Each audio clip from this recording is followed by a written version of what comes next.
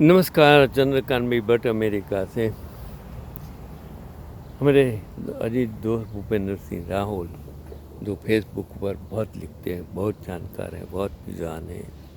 उसका एक आर्टिकल्स मैंने पढ़ा कि भारतीय सभ्यता के दृढ़ स्तंभ और मचान भारतीय संस्कृति का प्राचीनतम स्तंभ है। चीन लगभग उतना ही पुराना है। लंबी यात्रा के बाद तराशे गए इस स्तंभ पर सांप्रदायिक डिम्को के झुंड ने हमला किया है। विभिन्न प्रकार के चावल लकड़ी जितनी पुरानी होती है, दिमक इतनी ही अधिक जुड़ी होती है, लेकिन फिर से बहुत पुरानी लकड़ी नहीं बढ़ेगी और नहीं बढ़ेगी। यदि यह एक शीशम का है तो यह बिल्कुल भी समस्या नहीं होगी। हालांकि मूल हिंदू विचारधारा बहुत प्राचीन है, लेकिन आज का हिंदू धर्म अतीत का प्राचीन हिंदू धर्म नहीं है। हिंदू धर्म और कोई एक धर्म नहीं है, हजारों विभिन्न विचारधाराओं का मेला लगता है। 25,000 से अधिक संप्रदाय हैं और हर दिन एक नया जुनून सवार हो जाता है। मूल स्तंभ नजरों से ओझल हैं। अफसोस इस दिमक के कारण ही लोग संस्कृति में विश्वास करने लगे हैं, लेकिन सांप्रदायिक की एक अलग विचारधारा होती है। अगर सभी एक ही हिंदू धर्म को मानते हैं तो आचार विचार अलग क्यों हैं? एक कहेगा मैं औरतों का मुंह नहीं देखता, दूसरा कहेगा कि अपनी औरत को भी सौंप दो, मैं कृष्ण रूप हूँ। सब अपने अपने अलग अलग आचार विचार नीति नियम जोड़ तोड़ कर फिर से हिंदू कहना चाहते हैं। यह हिंदुत्व की बहुत बड़ी मजबूरी है। और सबसे पहले सिंधु नदी सभ्यता 2000 ईसा पूर्व से पहले सिंधु नदी के किनारे विकसित हुई। यह एक शहरी संस्कृति थी। शहरी संस्कृति जो दो प्रमुख शहर हड़प्पा और मोहनजोदड़ो पाए गए हैं। 40,000 लोग पानी की आपूर्ति और सीवरेज प्रणाली के साथ बहुत उच्च शहरी जीवन जीते थे। अनाज अर्थव्यवस्था का मुख्य आधार था और खाद्यान्नों के विशाल भंडारों पर करों से रूप में लगान पाया जाता है। और गुजरात में लोथल, कच्छ में धोलावीरा से लेकर हिमालय में पश्चिमी भाग से लेकर ईशान की सीमा तक इस संस्कृति के नगर थे। यह एक स्वतंत्र रूप से विकसित संस्कृति थी। यह स्पष्ट नहीं है कि यहाँ कौन सी भाषा थी। धर्म के बारे में भी कोई विशेष जानकारी नहीं है, लेकिन जानकारी की बलि दी जाती है। और टेराकोटा की मूर्तियों से पता लगता है कि एक महिला को पुरुष के से बजाय भगवान के स्थान पर बैठाया जाएगा। पवित्र स्नान, बलिदान और देवताओं के रूप में महिलाओं की पूजा भी अन्य प्राचीन धर्मों की विचारधारा रही है। बाद में हिंदू धर्म की नींव भी यही पड़ सकती हैं। इसके बाद वैदिक युग 1500 to 500 BCE आया। एक मत यह है कि आर्य यहाँ मध्य एशिया में से आए थे। पहले वर्तमान स्वात पाकिस्तान घाटी में बसे और फिर धीरे धीरे उत्तर के मध्य भारत तक बसने लगे। एक अन्य विचार यह है कि आर्य सभ्यता सिंधु नदी की सभ्यता की ही उपज थी, इसलिए आर्य बाहर से नहीं आए, लेकिन संपूर्ण वैदिक साहित्य वैदिक संस्कृत में रचा गया है। वैदिक संस्कृत और जिस संस्कृत में पाणिनि ने व्याकरण लिखा था, ये थोड़ी भिन्न है। कई यूरोपीय भाषाएं शब्दों को संस्कृत के शब्दों के साथ साझा करती हैं। ये सभी भाषाएं एक प्राचीन इंडो यूरोपियन भाषा समूह से संबंधित हो सकती हैं। और दूसरी बात, सिंधु सभ्यता में घोड़े का कोई स्थान नहीं था, जबकि आर्य संस्कृति में घोड़ों का महत्वपूर्ण स्थान था। अश्वमेघ यज्ञ किया जाता था। भले ही आज के हिंदू धर्म के पाखंडी से मानते हो, वैदिक काल बलिदानों और इसके माध्यम से प्राप्त भोजन को साझा करने और खाने में आनंद लेने के बारे में था। और कई अलग अलग देवताओं की पूजा की। प्रकृति की हर संपत्ति का एक अलग अलग भगवान था। वायु, इंद्र, मरुत, अग्नि, आकाश, बृहस्पति, विष्णु आदि। इस वातावरण और परिस्थिति में पूजा को बहुमान भी कहा जाता है। विभिन्न अवतारों का सिद्धांत शुरू हुआ। पहले मत्स्यावतार, आया, उसके बाद कुर्म, वराह आदि गाए। मुझे लगता है कि इसमें विकासवाद की कुछ समझ होनी चाहिए। समुद्र में सबसे पहले संगठित जीव मछली थे और रिचर्ड डॉकिंस भी कहते हैं कि हमारा पहला पूर्वज मछली है। अवतार सभी प्रतीक हैं और जीवन की शुरुआत जल यानी समुद्र में हुई और उसका पालन पोषण भी समुद्र में हुआ। तो पालनहार ने विष्णु को समुद्र में बैठा दिया और प्रत्येक देवता या अवतार को कोई न कोई पशु या पक्षी या कोई अन्य जीव वाहन के रूप में प्रदान किया जाता है और प्रत्येक जीव के महत्व की गणना की जाती है। चूहे जैसा बेकार दिखने वाला जानवर भी गणेश जी का वाहन बनाया जाता है। चूहे लगभग सब कुछ कटा हुआ खाते हैं और पुनर्चक्रण या अन्य पशु चारा के लिए काम हो सकता है। आज अधिकांश आधुनिक औषध अनुसंधान चूहों का उपयोग करते हैं। इसके बाद पौराणिक काल 500 BCE से 500 CE आया, जहाँ महाभारत, रामायण, धर्मसूत्र और शास्त्रों जैसे महाकाव्यों की रचना की गई। गीता की रचना महाभारत में अर्जुन और श्री कृष्ण के संवाद के रूप में की गई थी, जो भारत की पहचान बन गया है। भविष्य में न्यायालय में झूठी शपथ देना आवश्यक होगा।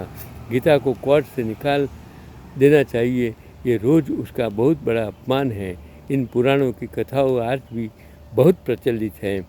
3 धर्मसूत्रों और शास्त्रों में कानून, कर्तव्य और सत्य मुख्य विषय हैं और धर्म, अर्थ, काम और मोक्ष की चर्चा होने लगी। यहाँ कुर्बानी कम हो गई, पशु बलि में भी कमी आई और पूजा शुरू हो गई। यह समय की बुद्ध के समय का ही था और गुप्त साम्राज्य का उदय हुआ। लगभग 700 वर्षों तक महान गुप्त राजाओं ने सीमाओं की कड़ाई से रक्षा की। सिकंदर भी नहीं घुस पा सका, बस लोगों को जलसा मिला। कोई युद्ध नहीं, कोई कठिनाई नहीं। यह एक स्वर्ण युग था, सतयुग लगता था। सारा साहित्य और शास्त्र फुर्सत में रचे गए, कविताएं, महाकाव्य रचे गए, पुराणों की रचना हुई, लोग ठगे जाने लगे।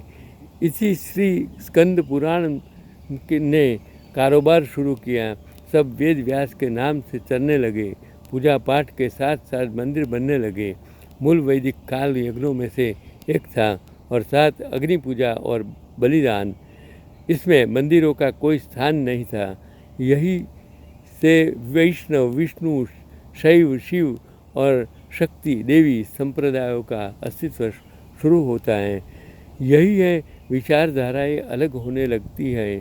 भक्ति और मंदिरों के साथ साथ काव्य साहित्य का भी विकास हुआ। अब मध्य युग 500 CE से 1500 CE में गुप्त साम्राज्य का पतन शुरू हुआ। छोटे छोटे राज्यों का निर्माण हुआ। क्षेत्रीय राजा वैष्णव, शैव और शाक्त संप्रदायों को महत्व देने लगे और दक्षिण में चौल राजाओं ने शैव मत को अपनाया। तंजावुर में शिव का बड़ा मंदिर इतना प्रभाव है और भव्य मंदिर बनने लगे। पुरी में जगन्नाथ का भव्य मंदिर बनाया गया। मंदिर धर्म और सत्ता के केंद्र बनने लगे। इस युग में भक्त कवियों, संतों और गुरुओं के साथ आचार्यों का उदय होने लगा और संस्कृत के साथ साथ क्षेत्रीय भाषाओं में भक्ति साहित्य की रचना होने लगी। शंकराचार्य 780 to 820 ने अद्वैत और वेदांत के बैनर को फिर से पूरे हिंदुस्तान में खड़ा कर दिया। उसने चिट्ठियों को कुछ वार से हिलाना शुरू कर दिया और लेकिन जल्दी निकल गया। उनके शिष्यों ने एक नई उदय बनाई। एक भक्त कवि जयदेव यहाँ आए। उन्होंने गीत गोविंद नामक एक काल्पनिक महाकाव्य की रचना की। वह नहीं जानता कि मूर्ख भारतीय उसके काव्य को ऐतिहासिक तथ्य समझकर राधा उन्माद में पड़ जाएंगे और कहा जाता है कि उनके भाई बोपदेव ने श्रीमद् भागवत की रचना की थी। कुछ बड़े और छोटे दिमागों की हिलाने की कोशिश करते हैं, लेकिन खंभा जितना पुराना होता है दिमाग भी उतनी ही पुरानी होती हैं। कठोर सीमेंट की तरह जो हिलाएगा वही उठेगा। वैष्णव दार्शनिक नामानुज और माधव अब मैदान में आते हैं। वही अभिनव गुप्ता ने तंत्र पर साहित्य लिखा। लेफ्ट विंग भी मैदान में था। तंत्र मार्गियों ने शराब, मांस, मछली, संभोग का खुलकर प्रयोग करना शुरू कर दिया। अकेले बौद्ध राजा ने हजारों तांत्रिकों को फांसी पर चढ़ा दिया। तांत्रिक तब भूमिगत रूप से काम करते थे और सभी जगह पाए जाते थे। स्वामी विवेकानंद ने इसका कटु अनुभव किया कि मुस्लिम काल 1500 से 1757 तक शुरू हुआ था। इस दौरान भक्तों और संतों के बीच कहा सुनी भी हुई। कई मंदिरों को तोड़ा गया। यह तुलसी, तुकाराम, सूरदास, मीराबाई का युग था।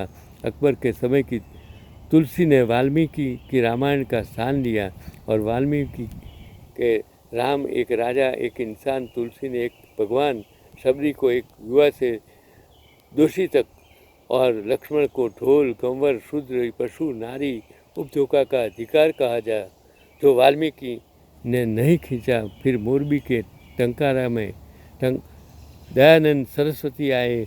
यह कैसा भगवान है कि जिसमें चूहे भी नहीं हटा सकते। खूब डंडे मारे। सत्यार्थ प्रकाश नाम के एक को पीटा, लेकिन दिमक मजबूत होती है। उन्होंने उसे जहर दे दिया। पता चला तो वह थोड़ी देर बैठने लगा। जो पसीने में जहर जितना ही कम था। जब अग्रगण्य भेजे गए थे तो स्वामी जी भी पथ प्रदर्शक ही रहे थे। उसे फेंकना, लेकिन ठगी के आगे एक बहस हो गया और उसने रसोइया को पैसे दिए और कहा कि भाग जाओ, मेरा भक्त राजा तुम्हें फांसी पर लटका देगा। 1757 से 1947 तक ब्रिटिश काल में राम मोहन राय और दयानंद सरस्वती हिंदू धर्म में प्रवेश कर चुके श्रापों को दूर कर उसे एक नया रूप देने की कोशिश कर रहे थे। मूर्ति पूजा के खिलाफ और एक ईश्वर में विश्वास वापस लाने के उनके प्रयास विफल हो गए। जैसा कि आज हम जानते हैं, रामकृष्ण परमहंस 1836 to 86 ने सर्वधार्मिक समानता और भक्ति का संदेश दिया।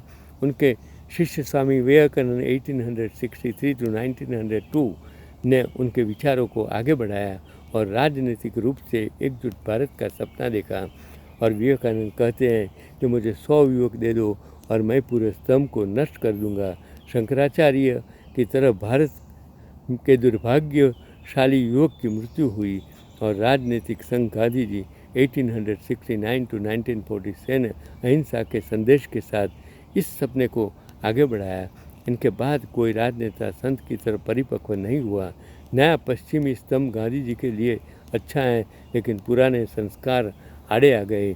जैन रामचंद्र को गुरु मानते थे। कुछ सफाई शुरू की। घर में हरिजन घूमने लगे, लेकिन पहले आज़ादी के लिए काम करते हैं। केसर के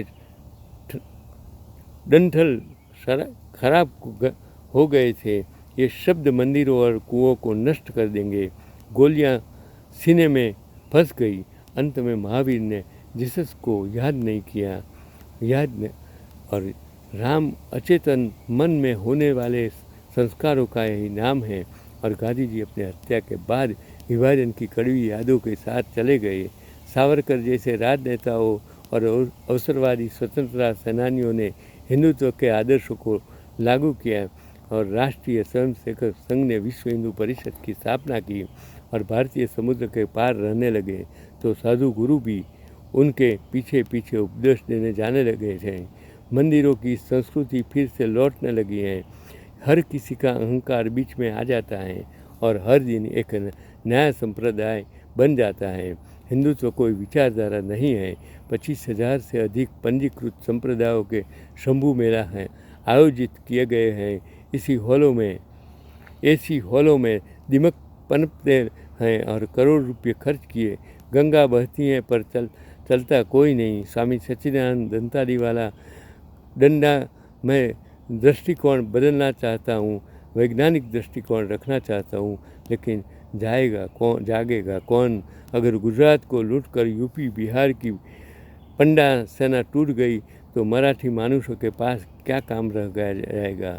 रंग विट्ठल पांडुरंग विट्ठल मैं कहता हूँ कि आलिया प्रदूषण हटाने की कहानियाँ करती हैं, शोर शराबे की कहानियाँ करती हैं, पर कौन सुनता है? दोस्त परेशान हो जाते हैं। घायल संस्कृति आदत डाल लो।